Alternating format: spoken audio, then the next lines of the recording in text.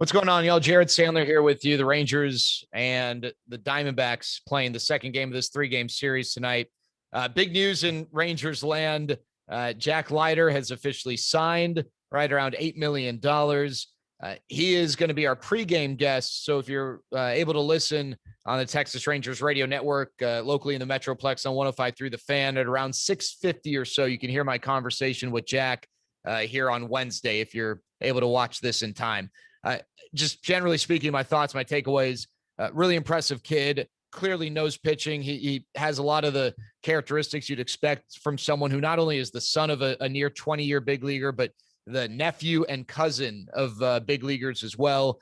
Growing up in the Leiter family, obviously a lot of pitching getting discussed at dinner, lunch, family gatherings. And he just seems to have a really sharp understanding. And I think also being around a big league clubhouse, big league players, the moment today, like, not that there's anything wrong with it, but sometimes guys sign and they're starting their professional journeys, and it's just like they're very happy to be there. And that's the prevailing kind of disposition.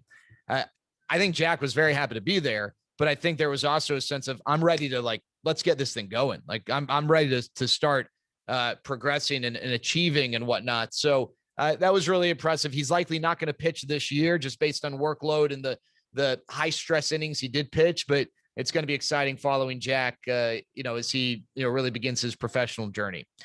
What I really wanted to talk about today, and, by the time you watch this, maybe, a move has been made, an extension's been signed, a trade has been executed, but I wanted to talk about Joey Gallo and the different options the Rangers have. So option one is just nothing. They don't do anything. It doesn't get traded. There's no extension. Doesn't mean that they still couldn't sign an extension beyond the trading deadline. Doesn't mean he couldn't get traded this offseason, but that, on July 31st, nothing has really changed. Obviously, another option is signing an extension, and another option is trading him.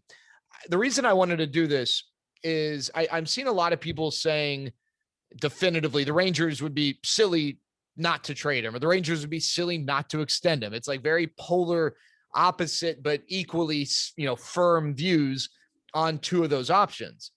The reality is this: it's almost impossible. It is impossible to truly know without knowing what's on the other end of that rainbow.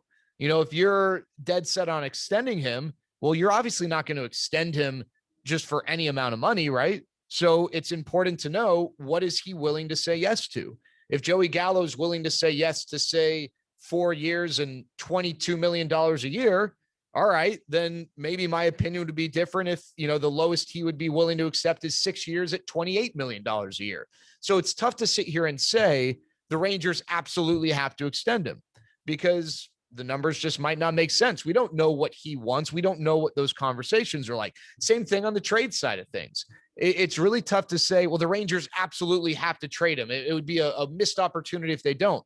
Well, what if you're just not getting a lot of value for him? And we can sit here and forecast and predict what a guy could bring back into trade. But the reality is we have no idea, because these things are not apples to apples. And there's no consistency year to year in what a guy's value is.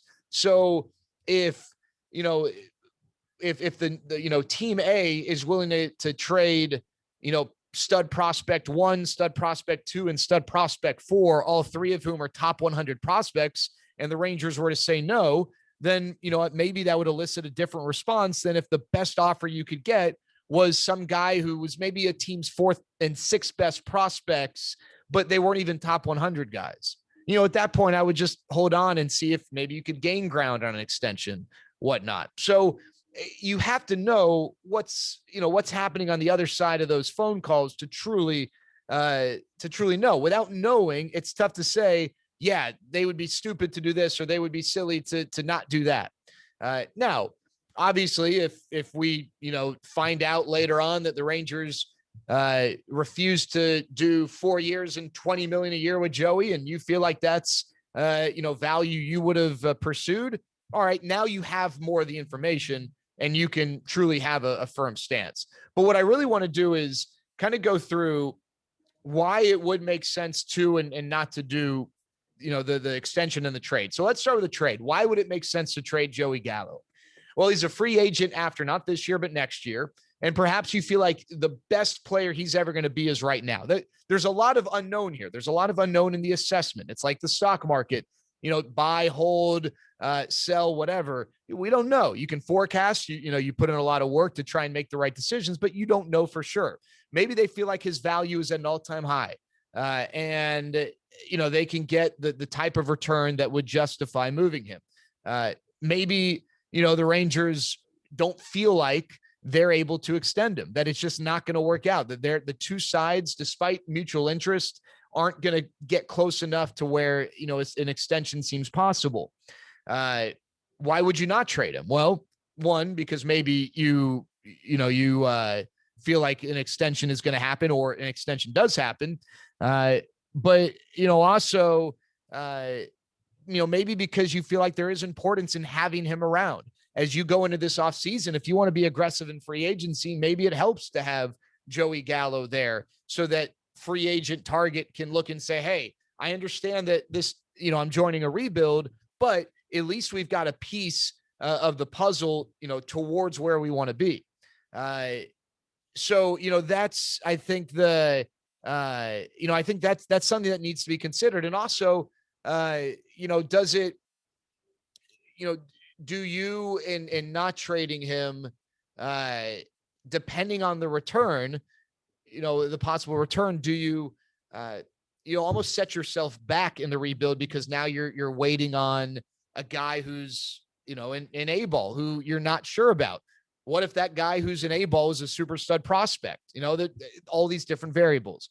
Why would you extend Joey? Well, you would extend Joey because you can get a number that makes sense to you, whether it's the annual value or the years. To me, the years might be the biggest sticking point, because I don't care so much about the money if it's fewer years, because that's less time until you have the ability to get that contract off the books if it isn't providing the ROI that you want. So you would extend him if the number's right. Obviously, you would extend him because you don't feel like the number that you're spending affects your ability to get big time free agents. If you don't think Joey is your number one guy, you can't pay him number one guy money. And if you don't, you still get those number one guys, the guys you can build a lineup around as your primary alpha dog. All right, then what's the harm? And again, maybe, you don't want to just carelessly spend $22 million a year. But if you do believe in the player, the additional value on top of that is, hey, you're showing guys we're taking steps in the right direction. We believe in what we have going on here. We don't think we're so far away.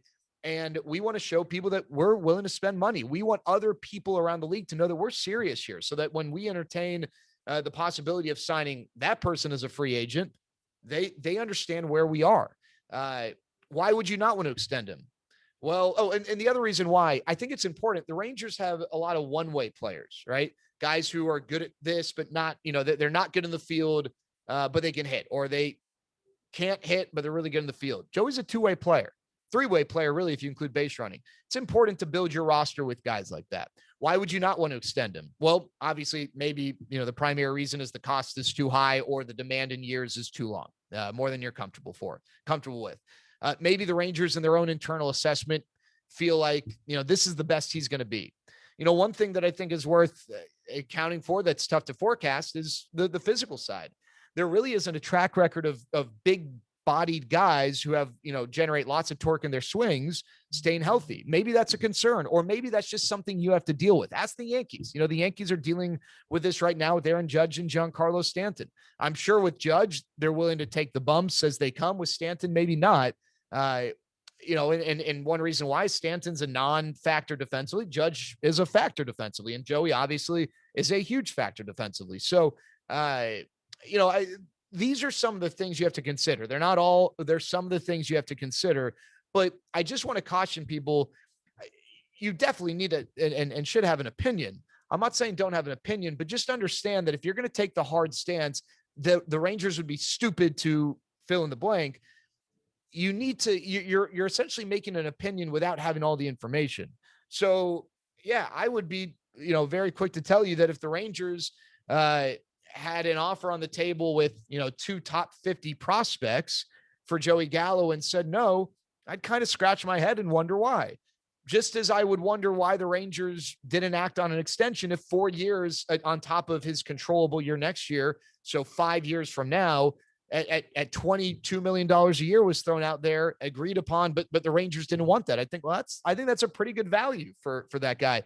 But the same token, again, if you're not getting great value in a trade, or the money that's being discussed, the years that are being discussed in an extension don't make sense, well then, it's not like you're writing a blank check, right? And it's not like you're just saying, hey, best offer on the table, we're trading him. So I just think it's important to understand and remember those things when considering, these discussions. All right. We'll talk to you later.